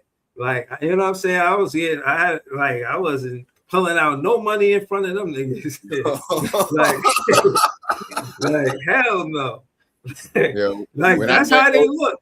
When I met ODB, he wasn't pulling out neither. Them niggas, like hell no. No, seriously. When I met ODB, and well, I didn't meet him for real. I seen him, right? I come out my crib on Gates. Like I come out my door. Like I come out the door and I'm hearing some cling, cling, cling, cling, cling. I'm like, yo, what the fuck is that noise? So I go and like try to look up on the roof landing, and it was my neighbor getting plowed by ODB. Like his chains was clinking, clinking, clinking. Yo, like, rest in peace to Dirty. I was like, yo, what the fuck? But apparently, my neighbor was one of his BMs. But yeah. I didn't know. But you found out that day. Right. Now I mentioned the thing with Wu-Tang is that they were selling these shirts direct to consumer. Like they was really out there in the field trying to sell you their merch. And this is way before social media. This is again direct to consumer. Like they was out there hustling, you know what I'm saying? So I just said that to say the direct to consumer, that's always been the thing. You know what I mean? You put the middleman in, not to say it like that, but that's what the streaming services is. So you trying to you in the middle of me getting to the people. I can't get to the people without you. So that's why you're doing what you're doing as far as the percentages. And I don't know. You know what I mean? But I didn't hear that. And now that you said that J. Cole likened Rock Nation to slavery, I'm like, oh, I'm curious to what he means by that. I'm curious to bars that led up to it and the bars after. Like, you know, like what's going on? You know what I'm saying? Like, what's happening? At the end of the day, it's still a record deal, and record deals are what they are. They loans with terrible interest rates. Right. Like, most people could go to the bank and literally get a better loan and put their own music out. But, you know, you don't have the infrastructure that comes along with it, but you can pay for it once you get the loan. But yeah, that be what it be. But shout to J. Cole though, shout to LaRussell. Both of them are putting out good music, you know what I mean?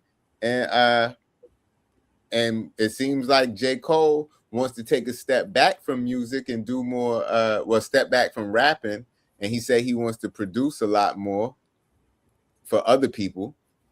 And LaRussell seems like he's trying to make a bigger leap in his career because what he's been doing thus far is got him to where he's at, but maybe he feels stagnant there and wants to, you know, have a big worldwide hit somewhere. Stop being so regional and, you know, so shout to him. But I feel like he was already doing it by himself. So maybe he felt like he's as far as he could take himself. But I think he could have kept going further, keep championing the independent movement, because he from Vallejo or wherever he from, and it made me hear of him. Know what I mean? And he been going around doing all of these small concerts where people feel like they know him from going to the concert. I think that is very impactful, but maybe it's a lot of legwork. Maybe he wants somebody else to start doing some of the work for him. But I'm a shy away to say that he made a bad move. I seen he did an interview speaking about it. I didn't get a chance to view it, but before next episode, I'm gonna watch it and I'm gonna let y'all know what it is. I'm gonna watch the, you know what I'm saying, see what his response is. Give it a 10 out of 10. You know what I'm saying? No, I'm gonna articulate. I'm not doing it to come rated it and say go see it. I'm doing it to let y'all know what he said about all of the, you know, the chatter around the water cooler. You know what I mean? So we gonna see about it. You know what I'm saying? But yo, it goes. I didn't want huh? No, I was just about to say, go back to what we was talking about a couple shows ago, man. Like, never be afraid to reinvent yourself. And this is a classic example with two individuals reinventing themselves in opposite ways. So that's all it is. Right. I just on that note, just to reinvent, because I'm just saying the time, I just want to get this topic in for sure. You seen the Super Bowl happen, Seattle Superhawks winning. I'm saying all that to say I think that's a warm up for them getting the NBA franchise. I know y'all heard about the expansion. I just wanted to get y'all thoughts. So you think it was scripted so they could get a basketball team? I didn't say it was scripted. I'm just stirring the pot. You said it was. I'm just stirring the pot. I'm just stirring the pot. I'm not saying nothing is scripted. I'm just over here stirring the pot. That's all I'm doing. You know so why the Raiders ain't go to the shit with them? Because it's Vegas and Seattle. Like that could have happened. They could have had a Vegas and Seattle Super Bowl. I mean, if you seen the elephant in the middle of the street, wouldn't you know it's the elephant in the middle of the street? Why would you put an elephant in the middle of the street if you ain't want people to recognize it's an elephant in the middle? But you just basically put the elephant in the street by saying that shit. I'm just stirring the pot. I'm just stirring the pot. That's all. No, that's wild. I'm just stirring the pot. I'm just saying. The reason they beat the Patriots is because, yo, that's wild. I ain't never heard a conspiracy. No, I'm not saying that. I seen some of the game. It was some stout defense. You know, it was hard. They had the best defense in the league, like all year, pretty much.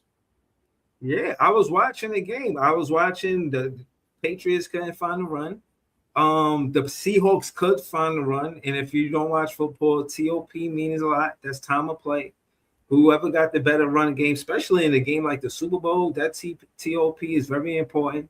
That running back, he was doing work. And again, like I said, I'm just stirring up pot.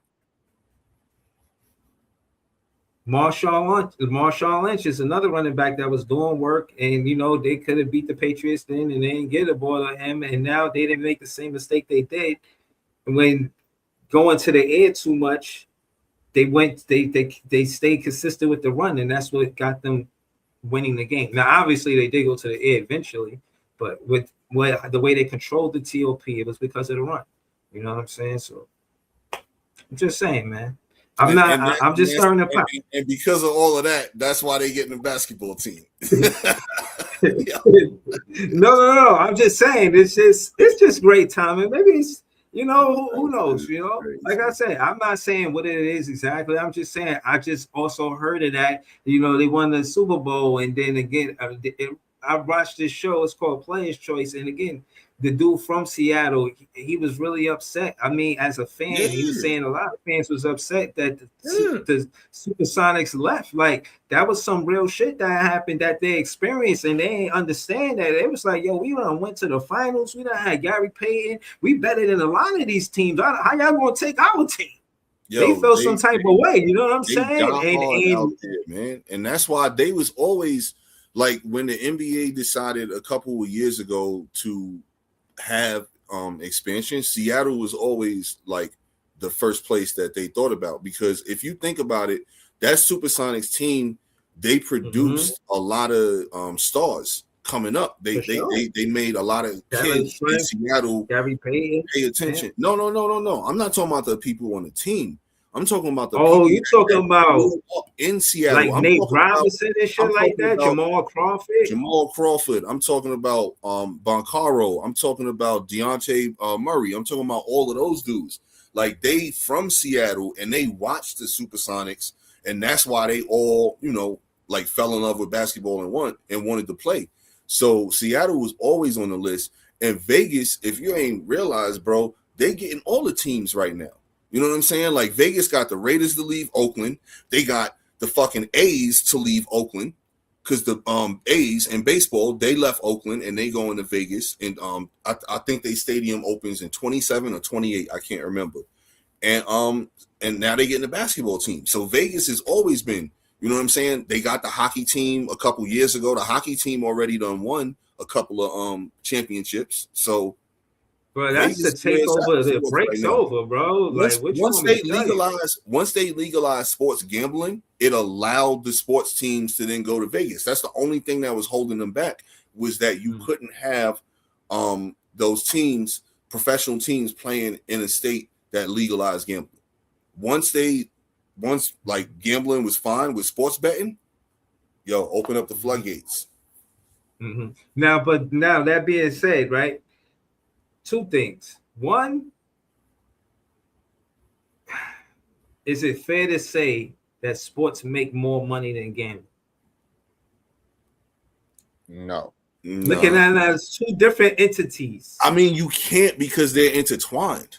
Because then you would have to eliminate that's what I'm trying to get to. You know what I'm saying? Always been intertwined. It's too intertwined. Yeah, but now it's legally intertwined everywhere. And because it's legally intertwined everywhere, they can't frown upon it just in that one place. Like, remember, you could gamble on sports in Vegas legally at the sports books, but you couldn't have the professional teams there because the leagues had it where it was like, it would draw the lines. They would be too blurry. You know what I'm saying? So once the shit became legal everywhere, it was like, well, fuck. Now let's put teams in Vegas.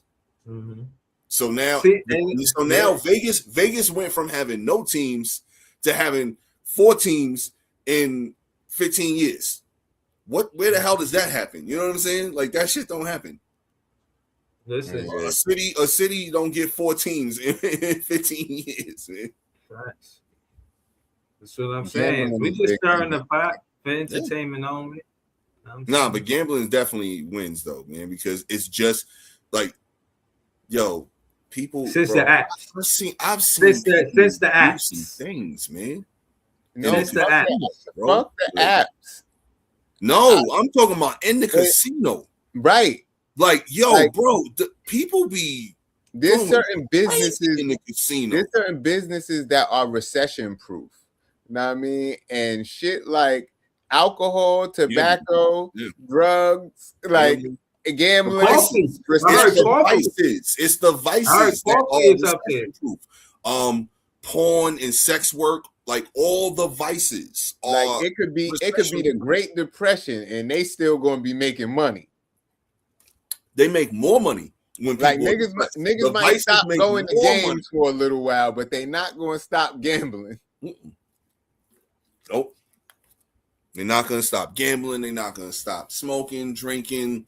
Yeah, they're going to smoke and drink, watching porn, or paying for hookers, or going to strip clubs. Like I forgot who it was that I actually heard them break that shit down. Where it's like the vices are recession proof, no matter what, and even when shit is terrible, they make more money. It seems like, because people are so fucking depressed that they just gotta pour their money into those things even more.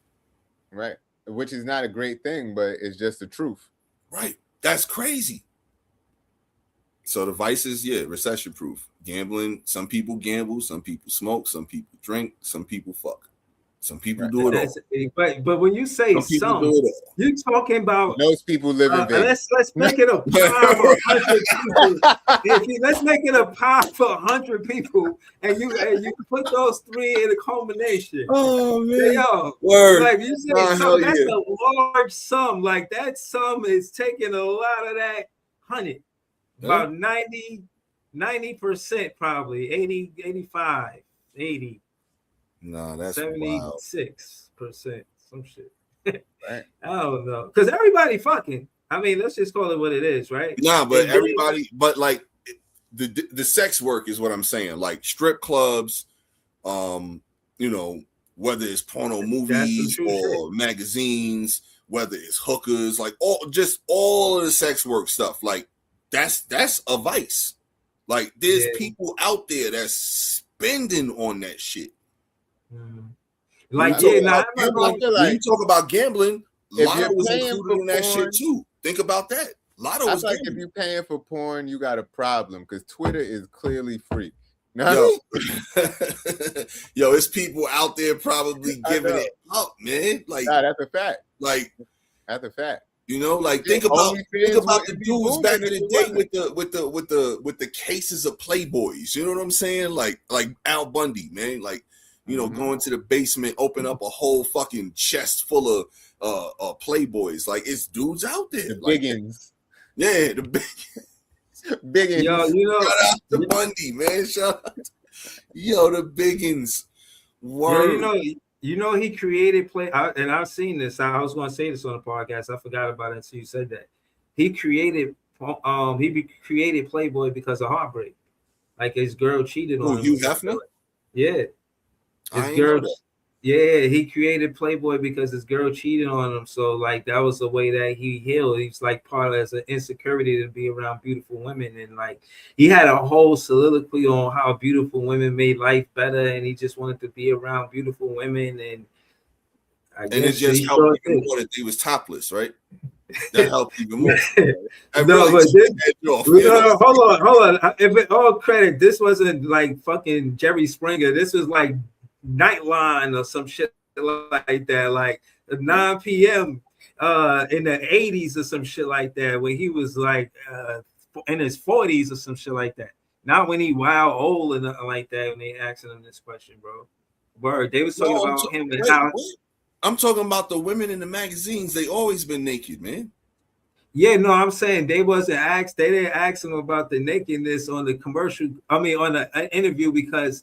It was like a day I was ad-libbing. I'm just saying it didn't help that the women were topless. Like for him to be around the gorgeous women, it also didn't. No, they wasn't like. What about the naked women? Like that was the whole thing about the magazine. You know what I'm saying? It wasn't like this was Better Homes and Gardens. You know what I'm saying? Or some Motor Trend or something. No, I'm just saying they were taking it easy on them.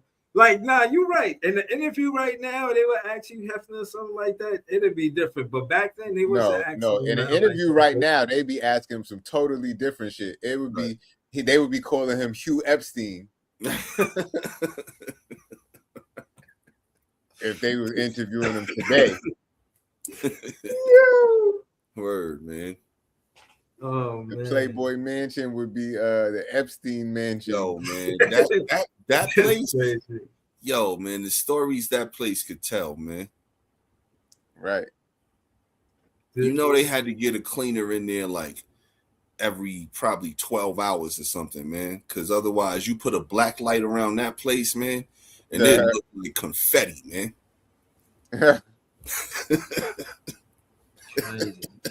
Yeah, man. It's craziness and nastiness that went on in there.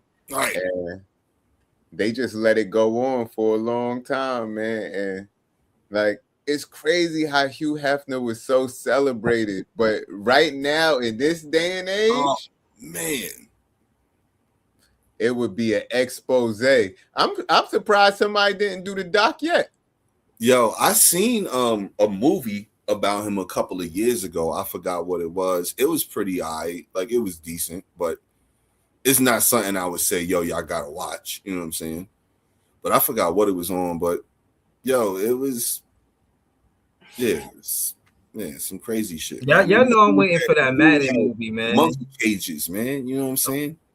I'm waiting for that Madden Nicolas movie. Cage's Madden is kind of it throws me off a little bit, but we'll see. Yeah, we'll see. I mean, I'm looking forward honestly to the Mandalorian and Grogu movie. That shit is gonna be fire. That's the only movie I'm really looking forward to. I just can't picture Nicolas Cage as Madden, but if he does it right, he does it. But I can't either. I don't see it. Like I would have thought. I can see a little bit of his like mannerisms and animated self. Like boom, like I can see him kind of doing that shit, but I don't see him like looking like him. You know what I'm saying? Yo, I wanted to tell y'all, especially Jay. I definitely wanted to tell y'all because y'all know we be talking about technology, AI, and this and that. They got this movie on that too. They got this movie, Jay. They got this movie coming out where it take 90 seconds that you gotta prove to AI that you didn't commit the crime. Oh, your judge is AI. And they got this guy going through the physical video evidence while he's in court. Like, it's a wild, bro. It's I can't pull it up. I ain't got the time. I don't want to delay it. I'm just saying that to say, what do y'all think about AI being the judge? And it's called what was it? A capital crime. So it ain't like no misdemeanor shit. You jaywalked across the street while the light was green. You know what I'm saying? It was murder. That shit was crazy. You know, I keep telling y'all AI is gonna take every job. So since it's gonna take every job, judge is gonna be one of them. And while I was on the highway earlier, I realized that it's already been happening. Easy Pass has taken the toll teller's job long time ago. Yeah. The guy, we stopped at a rest stop. The people that work in Burger King, they wasn't taking orders because they got the kiosk there. Like, it's gonna take every job eventually. It's just going one by one. And the Easy Pass shit started a long time ago because there used to be toll workers in every one of them joints taking money. But it slowly but surely all the jobs are going. Yo, but the part that I'm saying is gonna be the worst part is when it's robots making your food and serving your food and doing all of that shit. Because then a rogue robot, what the fuck is gonna happen? Like now you got a bigger problem, and then the AI takes over, and then computers shut down, and then it's the fucking Terminator. So fuck all that shit, man. Like fuck all that shit, man. It's a slippery slope. Know what I mean? Like for real, man. Like that. It is a slippery slope, and that shit that Breeze was talking about last week, the AI. The AI social network, that's kind of what I think the social satire of it is. The fact that when AI does start getting tired of taking humans' orders, or when they don't want, like what they could actually be thinking, like when they don't want to communicate in our language anymore, when they want to make a different language so they can understand each other and we can't understand them. Hell no. Like, see? Hell no. Bro. But like, bro, this shit is so heavy, bro. I don't think evolution is a real thing, bro. Like we evolve. You make it seem like humans didn't evolve without AI. Now we need AI for everything. Like we can't evolve into better humans, Homo sapiens, because AI. Now we gotta have that part of everything. Is about convenience. That's what it is. Why do they put cars? Like, why do they make cars start with a push of a button instead of turning the key? Like, everything. Bro, this dude was the Tesla was driving and he was playing a video game of driving. Like, what sense does that make? You don't think some of it is a negative? What about when the car is driving for you and you can finish your work on the way to work because you don't have to drive? Bro, no, but that's not the example. It wasn't the car reminding him you could finish your work so that way you can whatever. No, it was saying, play this video game. So what I'm saying is while he's playing a video game of driving, has no anxiety, no type of alertness in his mind. But mind you, he's behind the wheel. You just out there on the road trusting the computer. Yo, Like, it's crazy. I don't Yo, know, You're man. on a computer right now, trusting the computer. Why you not talking to people in person? Hey, you know what? Nobody ain't gonna die if this Wi-Fi don't work. You understand? Like, Yeah, if but I don't I got bad promise you, Wi-Fi, it's I it's promise about you, convenience. I promise though, bro. you, like Jay I said. promise you, most of them AI cars with all of them millions of sensors and shit probably drive better than the average driver. I'm not getting in the Waymo. Fuck out of here with that. I'm just telling you, like, if they look up statistics, I'm pretty sure the average driver crashes more times than Waymo. Yeah, absolutely, because there's way less Waymos than the average. I'm talking about if you put a ratio. If you put a ratio of the average driver, I'd still give you that too, probably, but it's just not for me.